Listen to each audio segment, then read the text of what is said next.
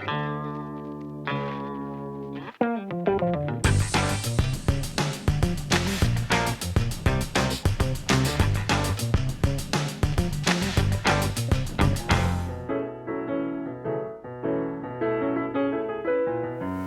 марте 1971 года группа дала концерты, которые были записаны. Концерт в клубе Big Apple в Брайтоне и Манчестерском университете. Джону Хайсману настолько понравилась атмосфера на концерте в Манчестере, что группа снова вернулась через 5 дней туда и дала там бесплатный концерт, который был записан. Записи были опубликованы в виде двойного концертного альбома под названием Colosseum Live. Выпущен был альбом в том же 1971 году. В моей коллекции данный альбом представлен перевыпуском 1987 года, выпущенного в Великобритании. В 1971 году группа Colosseum покинула лейбл Vertigo и перешла на недавно созданный лейбл Bronze Records. Альбом Colosseum Live оказался последним релизом первого периода существования группы. В отзыве на альбом на сайте AllMusic написали: «Благодаря хорошему материалу, впечатляющим выступлениям и мощной атмосфере, этот альбом – все, чего можно ожидать от концертного альбома. Альбом известен своим ярким, чистым, динамичным и живым звучанием, в котором особое внимание уделяется инструментальному мастерству, особенно игре на барабанах Джона Хайсмана. Альбом Colosseum Live по праву считается вечной классикой британского джаз-рока и шедевром прогрессивного рока по версии Prog Archives. Альбом представляет нам не копированное исполнение студийных треков альбома, а более широкие и смелые аранжировки. Да, этот альбом не типичен, как для концертных альбомов, которые состоят, как правило, из самых известных и лучших песен, выходивших на студийных альбомах. Такой альбом будет ценным дополнением в любой коллекции. Несмотря на то, что Джон Хайсман признавал, что концерт был не самым лучшим, что было допущено много ошибок во время выступления, хотя публика их не заметила. Парящие партии на органе Hammond, мощный вокал, шикарные соло на барабанах, саксофоне и гитаре. Песня Rope Ladder to the Moon, открывающая альбом, звучит просто фантастически. Walking in the Park – это просто классика жанра. Трек Skellington, который не выходил на студийных альбомах, предлагает нам великолепное гитарное соло от Дэйва Клемсона и страстный вокал Фарлоу. Трек авторства Майкла Гибса Tanglewood 63 начинается с интересной партии саксофона и дальнейшим сопровождением вокала с добавлением украшающих партий на органе. Это необычный трек как для остального песенного материала группы. На альбоме все музыканты группы демонстрируют впечатляющее мастерство импровизации. Дэйв Гринслейд уходит в полный отрыв на органе с добавлением партии фортепиано. Барабаны Джона Хайсмана, как всегда, на высоте. Басист Кларк Марк украшает всю ритм-секцию. Саксофон Дика Хекстел Смита добавляет ярких и приятных моментов. Encore Stormy Monday Blues – это классический номер Тибона Уокера, полный эмоций, завораживающий блюз с прекрасными сольными партиями органа, саксофона и гитары. Вокальная партия звучит в лучших традициях блюза. Песня «Лос-Анджелес», написанная Гринслейдом, это заключительный и самый продолжительный трек на альбоме – почти 16 минут. Здесь партия органа, вокала и чуть позже подключившегося саксофона дают простор атмосферных фантазий, а примерно с половины трека входит в игру длительное и великолепное гитарное соло. Альбом Colosseum Live доказал, что группа умеет создавать эффективные и динамичные композиции. Colosseum Live стал одним из самых коммерчески успешных альбомов группы, продержавшись в британском чарте альбомов 6 недель и достигнув 17 места. В 1972 году альбом достиг 48 места в Австралии. Также этот альбом стал первым у группы, попавшим в чарты США, достигнув там 192 места. После записи альбома Colosseum Live в октябре 1971 года первоначальный состав группы распался на долгих 23 года до их воссоединения в 1994 году.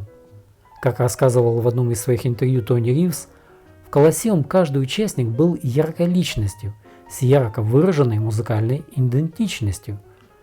Ведь спустя какое-то время, когда группа становится достаточно успешной, выпускает несколько альбомов и отыгрывает множество туров, каждому хочется делать что-то свое, что, как правило, и приводит к распаду группы, и в конце концов именно поэтому группа распадается, не так ли?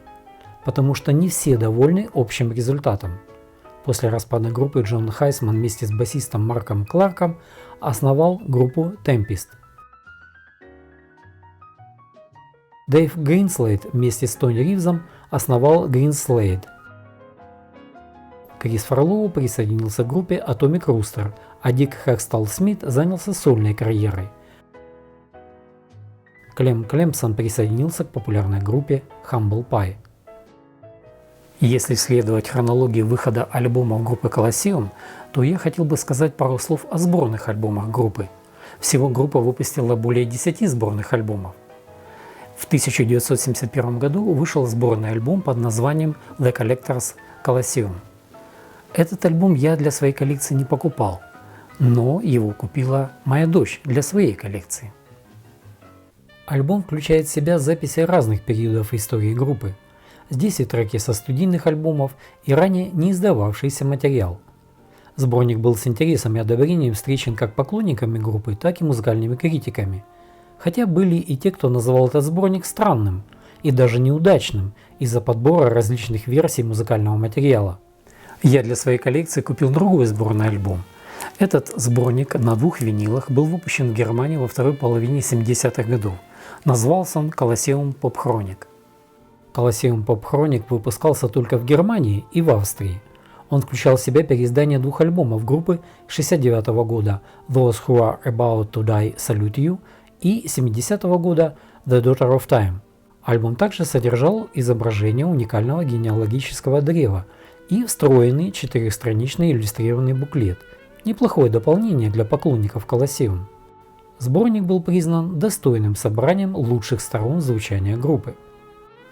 В 1975 году Джон Хайсман основал еще одну группу Colosseum с добавлением цифры 2. Эта группа просуществовала до 1978 года. За это время группа выпустила 3 альбома. Из этих 3 альбомов у меня есть только один, третий и последний альбом под названием War Dance. Мой экземпляр этого альбома выпущен был в 1977 году в Великобритании. После распада своей предыдущей группы Tempest Хайсман объявил о своих планах по созданию новой группы в ноябре 1974 года. Он пригласил гитариста Гарри Мура, вокалиста Нила Мюррея и клавишника Дона Эри в новую группу и назвал ее Colosseum 2. Как-то на вопрос журналиста о том, насколько сложно было Хайсману заключить контракт на запись альбома его новой группой, Хайсман ответил: «Это было очень сложно. Мы хотели назвать группу Ghost – Призрак. Мы думали, что Ghost – это хорошее название. Мы пытались получить контракт около 9 месяцев, но никто нам его не предлагал. Они считали, что эта музыка некоммерческая». Наконец, продюсер, менеджер и руководитель Bronze Records Джерри Брон сказал: «Просто назовите ее Colosseum как-нибудь, и я вам дам контракт на запись».